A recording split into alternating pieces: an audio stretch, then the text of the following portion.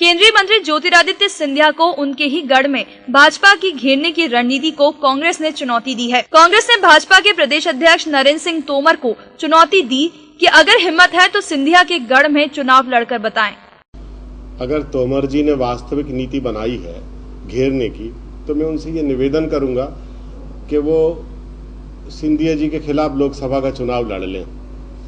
मैं तोमर जी को ये याद दिला देना चाहता हूं कि माननीय अटल बिहारी वाजपेयी जी ने स्वर्गीय माधवराव सिंधिया जी के खिलाफ चुनाव लड़ा था, 2.25 लाख वोट से हारे थे। हमने भी उनके खिलाफ रणनीति बनाई है कि इस बार तोमर जी को लोकसभा के चुनाव में हम घेरेंगे और उन्हें लोकसभा में नहीं जाने देंगे। हम लोकतांत्रिक मर्यादा में रहकर, अनुशासन में रहकर उनके खिलाफ प्रचार करेंगे और हम सुनिश्चित करेंगे कि पूरी तरीके से उनको घेरा जाए, इस दफे उन्हें लोकसभा में न जाने दिया जाए। गौरतलब है कि कांग्रेस ने हाल ही में केंद्रीय मंत्री ज्योतिरादित्य सिंधिया को चुनाव प्रचार समिति का प्रमुख बनाकर शिवराज के सामने चुनावी मैदान में उतारा है।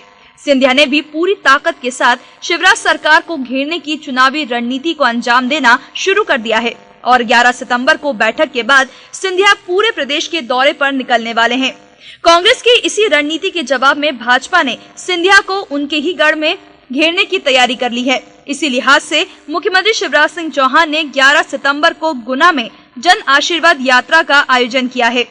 वैसे तो मुख्यमंत्री शिवराज सिंह चौहान अपनी जन आशीर्वाद यात्रा के दौरान अपनी हर सभा में कांग्रेस महासचिव दिग्विजय सिंह और केंद्रीय मंत्री ज्योतिरादित्य सिंधिया पर राजनीतिक हमले करते आए हैं, पर अब शिवराज इन दोनों के गढ़ में जाकर उनके खिलाफ हुंकार भरेंगे।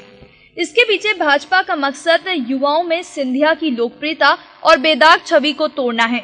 सिंधिया को चुनाव अभियान की कमान सौंपने के बाद से ही भाजपा में हड़कंप मचा हुआ है और तभी से ही किसी न किसी तरह से सिंधिया को घेरने की रणनीतियां बनाई जा रही है। अब देखना है कि चुनावी घमासान में आखिर जीत किसकी होती है। EMS न्यूज के लिए कैमरा पर्सन डैनी खान के साथ वैष्णवी चौधरी की रिपोर्ट।